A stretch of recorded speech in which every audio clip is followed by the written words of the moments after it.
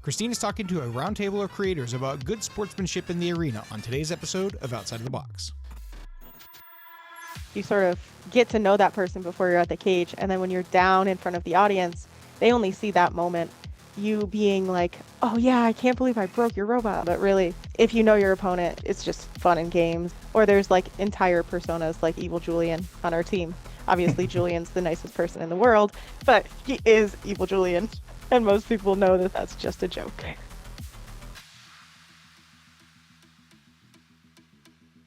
Hello, everyone, and welcome to another episode of Outside of the Box. And today we are doing a roundtable, and one that I thought was really important to talk about because, anybody that knows me knows I am a big community person, and I think that being community focused and having good sportsmanship and competition are both such important things. And it was a topic that I really wanted to talk about because I think as a whole, the community does a pretty good job with it. But I still think that it's like an important topic because every once in a while, you see something that unfortunately isn't what I would necessarily do, or I think a lot of us. And so I thought it was important to talk about. So I have a group of folks here that I feel are really good representations of the community and wanted to join in this discussion. So I have TJ, Ariel, and Myles here. Welcome all back to the show. Hello. Thanks for having me. It's good to be back. Of course. There's definitely some stuff that we can unpack here. I think the first thing that just in general I want to talk about is kind of the importance of being just a good example of like a good member of the community, especially when it comes to new people getting into the sport. And I think that's because when you have such visibility that combat robots have gained at this point, with obviously NHRL has the YouTube streams, and so a lot of people watch that. BattleBots in the past and also kind of coming back soon in the future where there's going to be a little bit more visibility to the competitors on that.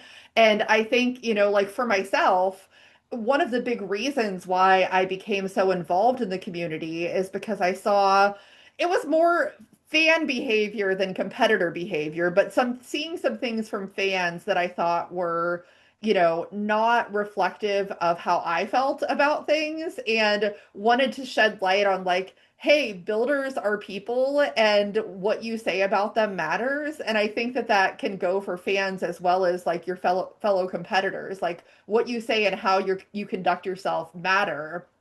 And it matters especially when it comes to new people who might be seeing it for the first time as to whether they say, hey, this is really nice and welcoming and I want to be part of it, or whether they say, oh no, it's too hyper competitive and I don't think I want to be around these people. So that's kind of the first thing that I wanted to talk about right off of the jump. So anybody who wants to start on that.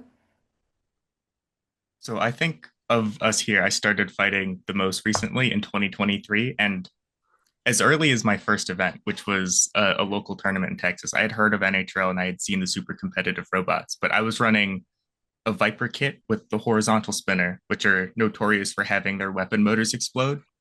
And as soon as my third fight at my first tournament, I had someone offering me another motor to put in the robot before I fought them. And it was around then I realized that the BattleBots I had seen on TV that makes TV villains and things wasn't the actual sport I had gotten into, because everyone I was meeting was so kind and willing to help me get in the arena, even to fight them. In my second 12-pound fight ever at NHL, I had to fight the terrifying robot Psycho built by Jamison, and I hit it in the back plate, and I remember because I have both pieces. He had to keep running the part, so I got a tiny little piece of the robot and I held on to it. And he came out of his way almost a year later at another Norwalk to give me the rest of the back plate that I had broken, which is so nice of him because I would have almost completely forgotten about the part if he hadn't come out of his way to find me. You helped remind me actually, because you had mentioned, I believe it was, I don't know if it was online or another event. You're just like, I got this one piece and it just makes my day. And I was like, you know what? I have the rest of it. Let's make his year. It is the my biggest and most favorite piece of a robot I have in my collection. That was a great hit and a great fight. Yeah, and I can also attest. I think at least most of us have a piece or something from Jameson. Unfortunately, well, I don't want to say unfortunately. I have part of Sawblaze, but I did not, obviously damage Sawblaze myself, so I can't take credit for that. Yeah, so back to your question about the community and new members. I see it both ways because I was once very new. And the first thing I fell in love with about this community was how nice everyone was and how helpful everybody was. And that really, at the end of the day, everyone just wants you to get in the cage and do the fight. And they'll go out of their way to make that happen. And now, having competed a lot, um, when I'm working for NHRL, my first job is usually to orient the new builders to NHRL. So I got to see that from both perspectives, and it's really nice to be able to orient new builders to what NHRL is and say, hey, if you need any help, the community's great. Just ask for help. Everyone wants to help you. And that have that statement really be true. It's just is great. Yeah, I'm trying to remember back whenever I started the time period between like when I started like learning about NHRL and then actually competing wasn't that too long of a time. I didn't get to meet anybody in the sport or have any like in-person conversations. So I didn't know what the vibe was going to be going into it because depending on the community that um you're kind of part of like other competitive kind of activities, right? You can like some of them are like very can be very toxic or very secretive. Some of them can be like, okay, we know all of our stuff, we're not going to tell you anything because we don't want you to get better. So but coming into combat robotics, right, like everybody else has mentioned, there's the overwhelming culture is uh, like we want everybody else to get better. We are open to like helping. We want to fight our opponent. We will help them. We will give things to them in order to for them to help get the fight, even though we are going against our interest. Like if we're looking at it just in a competitive mindset, like no, why would I help an opponent if it's going to hurt me as far as the competition goes? But that's not the overwhelming culture of combat robotics, and I really that's a really special thing. If you see it for the first time and see people behaving badly, then maybe, that's not something that you want to get into. But if you see, really like healthy competition and people helping each other, then like that's what I saw when I first started watching it. And that's what made me want to be part of it because I've been a part of some really toxic communities. And, I wanted to be part of something where people actually care about everybody else and like want everybody to do better. So I agree with what everyone has been saying. I think a lot of the environment is very important to welcoming people who are, new to the sport. I mean, obviously they're familiar with it enough to want to go to NHRL or to engage online, but when you are a competitor, there's a whole butterfly of feelings when you go to their first event. I know for me, my first event was such a long, long time ago, but I remember thinking after having done so many years of competitive martial arts and then also having seen BattleBots, the TV show, had a completely different perspective about what fighting robots could be as a fellow competitor. And it was like magical and heartwarming to know that it's just a bunch of people that like fighting robots. And there's nothing cutthroat about it. Everyone was willing to help you. I, as a must have been like a 12-year-old, made some of my first mentors uh, at my first event. And, I am kind of showing up thinking that it's going to be very competitive and I'm just going to try my best, but everyone helps you to get there. And I'm very happy and thankful to see that that attitude has not changed in the past 20 years. If anything, it has become even more welcoming as the way that we communicate and as social issues change, it has become even more inclusive and welcoming to anyone who wants to be interested and learn more about fighting robots. So yeah. Yeah, I mean, well said.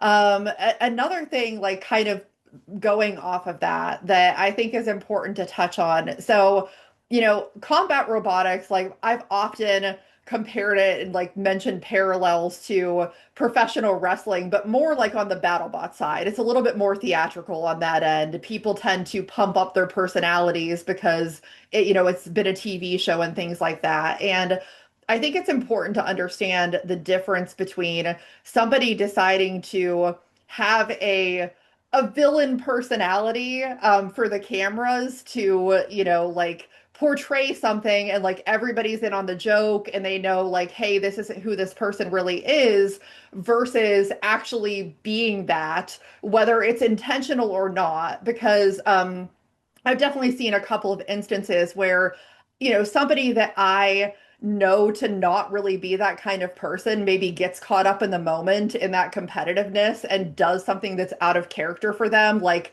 laughs at an opponent or mocks an opponent. And that's probably not something that they would normally do.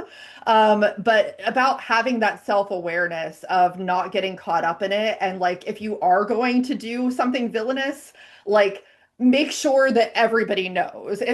It's kind of goes back to a lesson that I teach my daughter all of the time, is that I teach her, if you think something is funny, if everybody else thinks it's funny, then that's great. Everybody's in on the joke. But if you think it's funny and everybody else isn't having a good time, then it's probably not the best thing to do. So I guess talking about that level of self-awareness when it comes to the competitive aspect.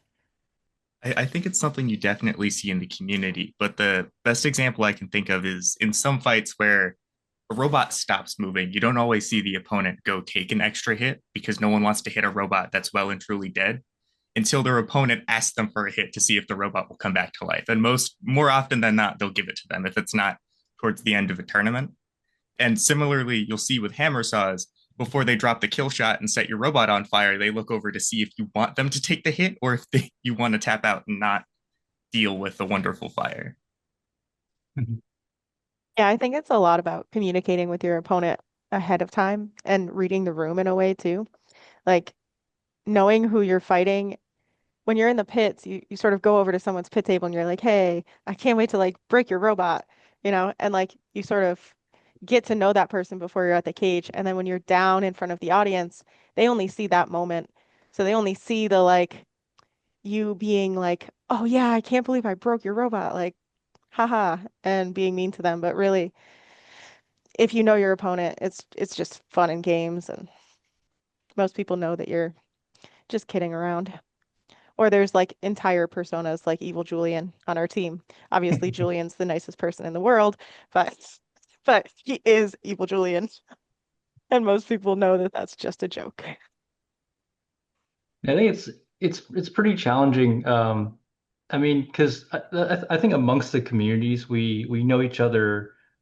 We know each other by the arena. We know each other in the pits, and I think it's easy for us to have personas when we go out there, and then no one really takes it personally, right? The thing that I always worry about is how it's perceived by general onlookers. And so when we have like, you know, let's throw some BattleBots examples out there for a second. Like, oh, Ray Billings, the villain guard or whatever, and then Jake Ewart does whatever he does. Um, but the fact that people are willing to on after a live stream or an episode or something to defend those members and say, hey, they're not really like that, just so you know.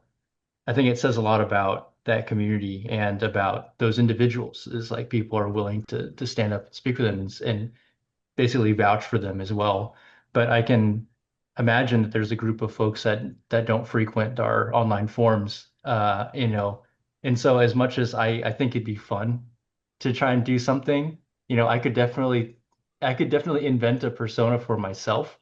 I'd be kind of worried about coming off in a way and then not being in an avenue where I can be defended or supported. And so I ended up just kind of being myself because that's the kind of personality that I can always, I can go to sleep at night and know that I was just me for all the good and the bad that I am. that there's just the humility and honesty in it. It's really interesting. It's something that I'm still trying to get used to. The persona thing, like Norwalk is a very extreme example. You go, especially if you go to like the bowl area, it's very apparent when you go out there that it is a show. You are acting, more or less, you are acting, right? You are coming across a certain way. Um, and something I'm still getting used to is like realizing that there's going to be a perception of how I act and like personally and in the cage, and everything is kind of just like a show, and just being is and it exists at Norwalk, but even at smaller competitions, right? Like something smaller, like in the North Carolina area, Hickory Bot battles, right? There's still an audience there. They're still watching you. There's still eyes on you. They're still listening to you. They're seeing how you react, how you behave. So it's an interesting feeling, like knowing that when you go up there to fight, like you're not just going up there to fight, but you're kind of presenting yourself in a certain way, and you it's almost like it is it feels like acting, and you have to choose what personality you want to um uh come across to whoever's going to watch you, right? And if you're going to choose something like an evil Julian, like make sure that it's evil, but it's not in a negative way. Yeah. I especially, I don't know about you guys, but I always hope that I can be, someone that other builders and younger audiences can look up to. And so making sure that that is clearly delineated, it's a risk. And you know, I worry that if I do something and they don't recognize it as a joke, that they may like absorb that information and then like choose to do that. And like you said, Miles, when we go out there, I mean, the entertaining aspect is an important part for outreach. It needs to be entertaining, it needs to be engaging, and so it's helpful to have those sorts of personas. Like I think Julian is awesome when he's in the box, by the box. Jake as well, I think is a prime example. Does very well out there. And it's like we need more of those characters, but also done in a way that is going to reinforce good behavior for community members and for future builders. Yeah, That, yeah, for sure. Oh, go ahead, TJ. that fact really dawned on me when I was at a local tournament. I got recognized for it by a kid for losing. And I always try to take it well when I lose because robot combat is the funnest thing in the world. And the last thing I want to do is lose in a way that makes someone not want to participate. And it's something really stuck with me about being recognized for losing, but not in a negative way. Like, I can't remember the last time I lost a fight and still wasn't smiling at the end because I'm there for the destruction and the audience, even if it's my own robot being exploded. Yeah, I mean, that does often happen, and I think everybody has to be prepared for it. And just like on that last topic, I did want to like touch on because Jameson, you mentioned Ray, and I was going to bring this up anyways, that I think, even though I watch these things and like I know it's a show, probably one of the biggest surprises for me was the first time that I interviewed Ray Billings, and I was like, wow, he is a really nice guy. And I think that that took me aback because sometimes people are so good at playing that role that there's part of you that's like, maybe they're a little bit like that, but they're not always. Some people are just really good at that. Aside from the persona thing, one of the other things that I wanted to talk about kind of in that vein is, um, I think that NHRL has done a really good job, and a lot of other leagues have done a really good job setting rules to kind of prevent people from doing things that would be not good things to do in the box. Because I think everybody, like, some people are more competitive than others. Like, I'm a really competitive person. I say this a lot about myself, and I really am. But I think for me, there's a line where that competitiveness can't like over intersect with what my level of integrity is. I will never diminish my integrity in order to like achieve something. And so I think that, the leagues have done a really good job. Every once in a while, like you might see somebody pushing the edge of that. And that's where start to feel like, I get it. And as long as you're operating within the rules, but I think to an extent, you also have to think about like, am I willing to do this thing that doesn't look great in order to win a fight? And I mean, for me, the answer would clearly be no. And I think you all would say the same thing, but I just want to kind of get your thoughts on anyone that would do those kind of things because it's, even if it's within the rules technically, it's like there's the rules and there's also like what's the right thing to do. So curious to get your thoughts. I have really strong feelings on this actually. Um, so there's two things that NHRL does allow that I will not do in a fight. And that is if someone calls for their on stick, I'm not going to go hit them immediately. I'm going to let them get their on stick. And I'm not going to block the house spot. And those two things drive me absolutely insane. And I think that they're deeply unsportsmanlike. But I also accept that like it's common and if your opponent's going to do it to you, I understand why you would go back and do it to them. But those two things specifically are things that I will not do in a fight because I just don't like how it makes me feel as a competitor. I personally draw the line at hitting the house spot because I've seen at other tournaments where their unstick rule is they have to come open the cage and manually unstick you. They encourage the opponent to do the unsticking. And most of the time, I'd rather my opponent just send me into the ceiling because they're probably going to do a better job getting me unstuck than the house spot. But I think the community reaction to hitting the house spot is certainly one of those things where you can win a fight with it, but particularly in the big cage, it's one of those things that's not very exciting, but very effective, where because it's in the rules, you can't really blame someone for doing it, but you can't help how you feel about it. I've had a couple new builders ask me about this specifically. Say, "Hey, is it true that I can do this?" And I always say, "Yes." Like the rules say that you can do that. And I feel like there are members of the community that are pretty divided on whether this is okay or not okay. And some people just think it's fine. It's in the rules. It's fine to do. And there's even arguments to be made with the new judging criteria for control bots that you sort of have to block the house bot from an unstick because as a control bot, you need that KO now. You can't really rely on getting the judge's decision. So it's sort of you change the rules, so we also have to play by those rules and pin your house bot. So there's layers. There's layers to this one. Yeah, it's a bit of a gray area, especially. I mean, because the foundation of it is also it is a competition. We are trying to win and advance through the bracket to do so. So there's always going to be a underlying goal of trying to win fights and advance through the tournament.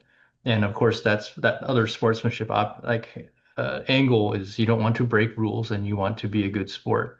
Somewhere in there is this gray area about rules interpretation. So people are going to look for ways that they can find advantages by you know playing the rules. And I don't think anyone in the community is breaking rules. They're just trying to find that gray area line. And so I remember, what was it, the Booty Brigade era of things where it was like, I've got 6 pounds of robots fighting your 3 pound robot because of interpretation of the non-translational Walker and multi-bot rules combining together. And so it's like, oh, that's neat. And NHRL said it was allowed. And so if that's true, and that's why we saw an explosion of those like tag team type robots or entries per se, you know, I saw that and it's in the rules. And so you can have a personal feeling about it, but at the end of the day, we're competing according to a rule set like created by an organization. And so I kind of expect people are going to try and find those ways of winning. Um, and NHRL also being an event that's very perceptive, so they encourage builders to basically come up with suggestions and ideas, and they have annual rule reviews. You can't do that anymore because it was determined by outcry of the builder community that it was a little bit hard of an advantage. And so, they're finding the holes, plugging them, and then like just seeing what happens. And I think that being dynamic and aware is an effective way of trying to balance out those aspects. Yeah, you mentioned Booty Brigade, the loophole kind of situation. Something that just made me think of is how kind of like what is considered sportsman like is a little bit fuzzy, and it kind of changes over time. Like prior to loophole, just as that a specific example, like most people like into NHRL was aware that like that was possible. Just nobody did it, right? Same thing with like the minibot stuff prior to it becoming um, uh, overdone. People knew it was done, they just didn't do it. But then as like the boundary, as the line starts shifting a little bit, things that used to be, even though it's the entire time it's legal, something that was like kind of looked down upon before became totally fine.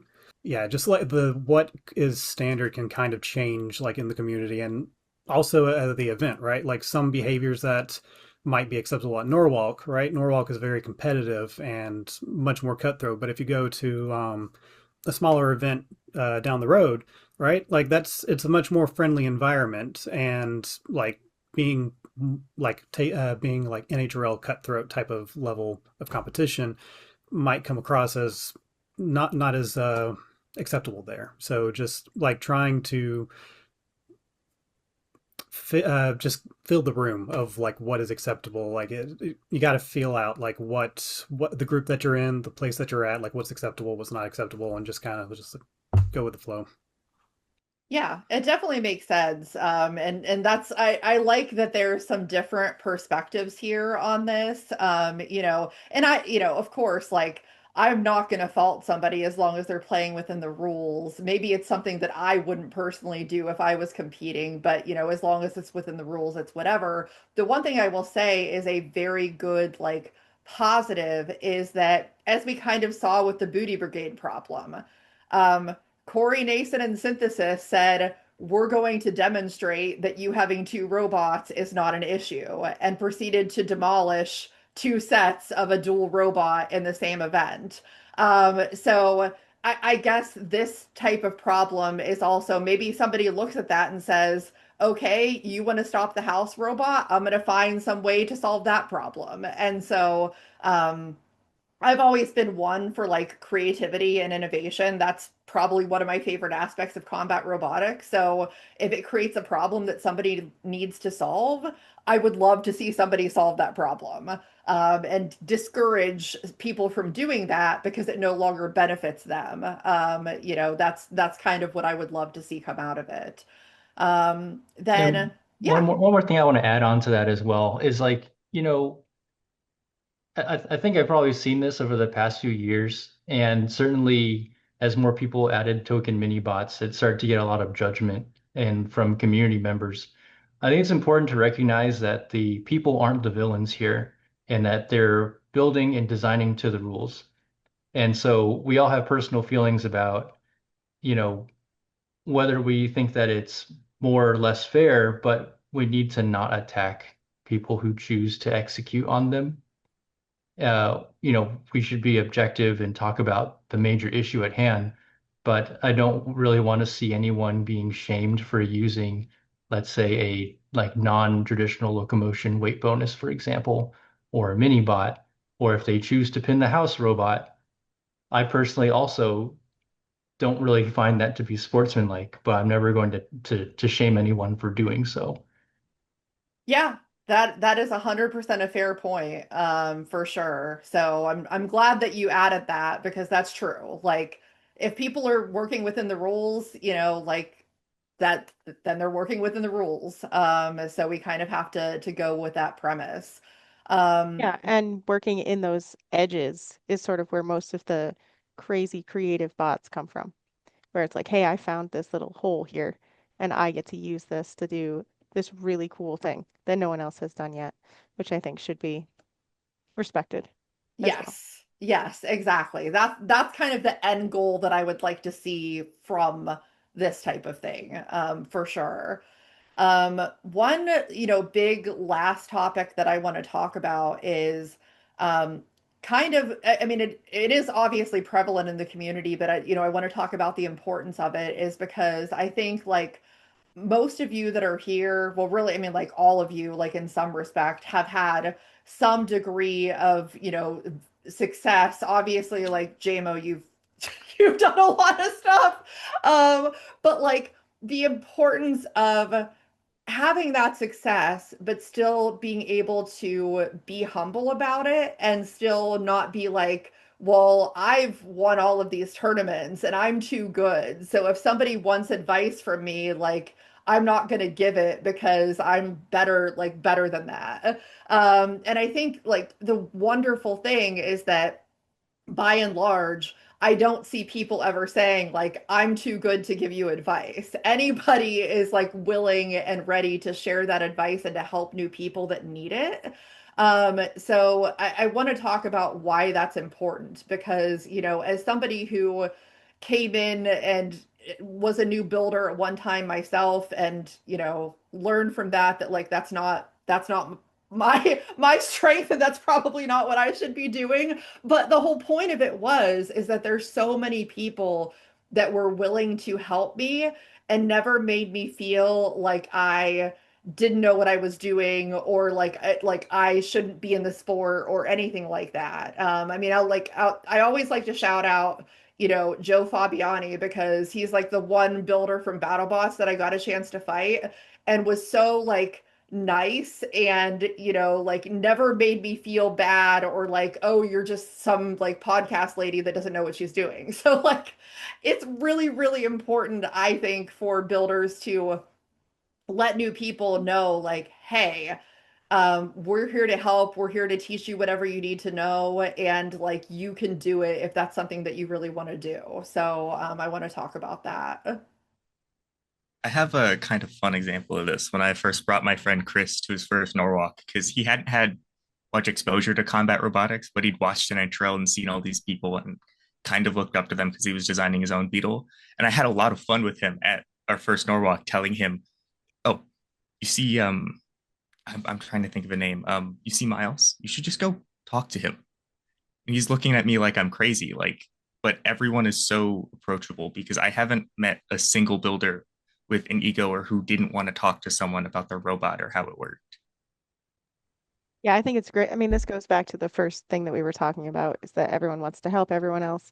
I think it's amazing that there's no gatekeeping in this community. And if someone comes up with a really cool answer to a problem, all they want to do is tell people how to do that. They don't want to say, hey, this was my answer to this. I'm never showing you this. So when you make something that's cool and successful, all you want to do is show it to people and teach them how to do it too, which is fairly unique uh for this community, I think. And I think it's a positive thing. Yeah, at an event, right? Like we all love combat robotics, right? So like if somebody new comes up and start or even experienced comes up and starts asking you questions, that's an opportunity for you to just like info dump on them. Just like, hey, I am obsessed with this stuff. I love learning about this stuff, researching, designing everything. I'll tell you anything you want to know. And like, oh, you have a robot? Let me see your robot. Tell me everything. I have all these questions. I want to learn about what you've done. Like, it's just, I can't fathom not being excited about talking to somebody about my experience and then learning about their experience because it's just it's so exciting just seeing the different things that people do and it's so fulfilling to get to talk about something that I'm passionate about with somebody else. It's just it's a great experience. It's awesome getting to talk to people, new builders, and just I don't know, share the passion that I have with them. I might be a bit of an exception, I suppose. I do like sharing information. However, I make people work for it. So, like, I think there's a lot of times where people would ask me a very direct question or like, how do I do it? And I don't really answer them directly. And there's like a few reasons why I do it. It's not because I'm a jerk. Um, it's because I want to instill a thought process. And I think that it's difficult these days because I mean, a lot of advancements in the sport have been made, and so information is freely available as well as the parts and components. I think if I were to compare when I first started building robots versus the state of the sport now, it's a lot easier to kind of work off of existing like components that say Seth or Peter sell as a baseline and then like adjust from there. So when we get into the why, if we want to do something a little bit different, it's understanding the fundamentals, which allows you to make those big jumps and design something kind of new and groundbreaking. And so, I've like when I first had the Silent X shuffler, I got a lot of questions, and I was basically kind of cagey about it and being like, observe the motion and how it works. How is this different from a two cam system or something like that? It's like, and I had also stated that my source for that, my initial inspiration was Violent but Deadly, and Andrew had put up a few photos, but never really a video or a catalog describing how it worked.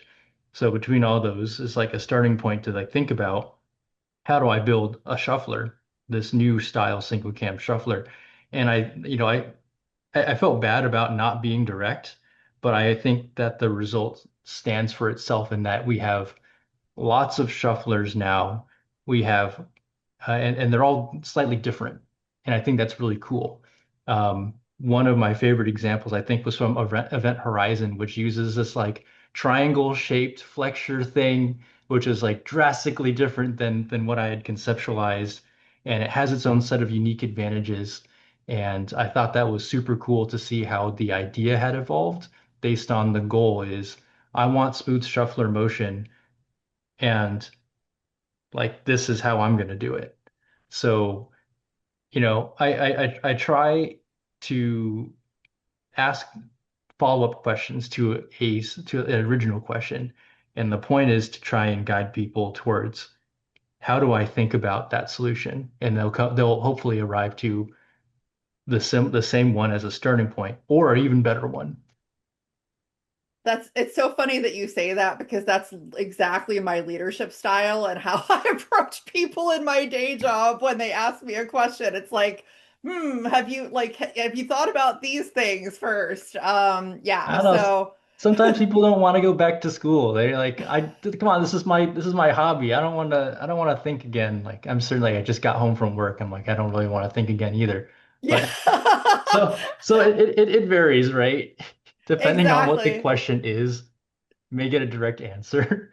Exactly, exactly. And actually, I do have one last question for everybody because this is something that I've come to appreciate over time of like being involved in this sport is when I decided to like go to a competition and try it out myself. As I said, I'm hyper competitive, and so in the very beginning, I was very focused on winning. Like once I won a fight, I was like, well, I just want to win more fights. Like that was the important thing to me. But what I realized was I wasn't having fun, like as much fun as I would have liked to have had. And when I focused more on having fun and less on winning, it was a much more enjoyable experience for me. And so I kind of want to talk about the importance of having fun. Like it seems crazy in some aspects because when you're talking about a sport where you're building machines that cost hundreds and sometimes thousands of dollars, fun seems like, well, I don't have time for fun because I have to win fights because I just spent a whole bunch of money on this thing. But like you have to have fun. And I love that the sport that, there's more kind of a competitive edge being put into it, especially at NHRL, because, that's people want to see bots that win, but people also love to see fun robots. And I don't want the fun to ever go away. So I want to talk about why that's important too, especially for new people that are coming in, because I can't like, underscore not like it's necessary. Like you have to have fun. So whoever wants to talk about that. I fun is different for a whole lot of people. So, let's take Eli for example, who just competed with Crab Rangoon. I mean, fun to him is creative ideas and doing something different. I think that if he gets into the box, I don't want to put words in his mouth, but I think if he gets into the box with it and is able to show it stuff, he's usually pretty happy. And sometimes it doesn't have the best record, but sometimes it surprises us because of how different it is. Um, I have the most fun building things and then demonstrating that they work according to how I expected. And sometimes it working as expected means it does have a few more fights in the day than one or two. So my goal usually gets tied to trying to accumulate wins, although it's like not about winning, but it's about for me is I like seeing stuff that I made work as intended. I'm probably least happy when it something random happens that I didn't expect or something that I, hadn't considered doesn't go the right way, and that really sours me. It's not so much about like it's not about losing as in it didn't go as expected and I don't have any more chances to run it. I realized over my last couple tournaments that the most fun part for me isn't winning or the designing, it's connecting with someone through the cage. Because I fought at the WPI Open, and they're set up for their plant arena. It was a little arena, and the drivers sat next to each other, like playing a split screen game on the couch. And that whole tournament, I could not stop cackling because we was right next to the other driver, and we got to yap back and forth while fighting these funny little robots. And that is exactly what I want to get out of combat robotics for the rest of time is looking through the cage and yelling at the other driver, telling them to come hit me, sharing smiles back and forth. And since I started fighting, I've loved yelling funny things at the other driver and nice things because it's the robots are in the cage, but it's the people behind them that are what make this so fun. I think fun for me changes every event, depending on what my mindset going into that event is. If I go into an event with a mindset, oh, I really want to just win this event, and then I go 0 and 2, that's not fun. And I don't know that anyone really has that much fun going 0 and 2, depending on, I mean, sometimes that's by design, depending on what robot you bring, which is fine if that's what you want to do. The funnest events for me are when I go into the event with the mindset of what do I get to learn about my robot? Because then it's not about winning an event. It's like, okay, I can have a really great fight and lose it and then learn something new that I get to fix next time. That's fun. That's probably the funnest part for me. It's like, oh, I didn't think that was going to break. Now I get to like redesign that entire assembly and make it better. Cool. Like, thanks for teaching me that. So losing isn't always bad. Sometimes it's actually more fun because it creates more work for me. Then I get to work on robots more. I think the biggest factor of like being able to enjoy an event isn't like I'm a competitive person, but it's putting on a good show, putting on a good fight. If like for example, let's say I win a fight, but it wasn't like interesting, it wasn't entertaining to watch. That's just completely like it's not satisfying to me. If I lose a fight, but it was an excellent fight, it was super great. That is awesome. Like it's being able to put on a good show, being able to like go back to that fight and watch it, and it's an entertaining fight. That is a very satisfying thing for me. Like it's sometimes it ends up like those sorts of fight. That just means that you're going to be consistent, which kind of helps with like winning overall. But just putting on a good show is kind of like really top of mind for me, and what brings me a lot of enjoyment out of competitions.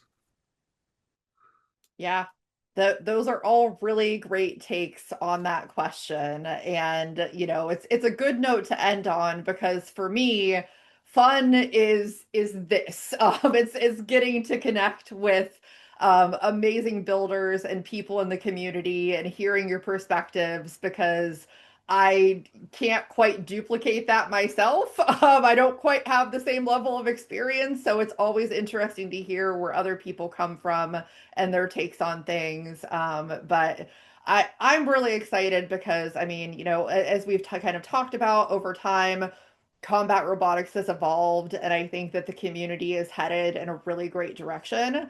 Um, I think overall there's like a lot of positives going on and, more events popping up and things like that. And so my hope is that just we continue to grow and we continue to bring more wonderful people into the community that, may eventually be where all of you are now. So thank you for joining me. And if you're watching this show, please make sure that you like, subscribe, follow, share, comment, engage, all of those things.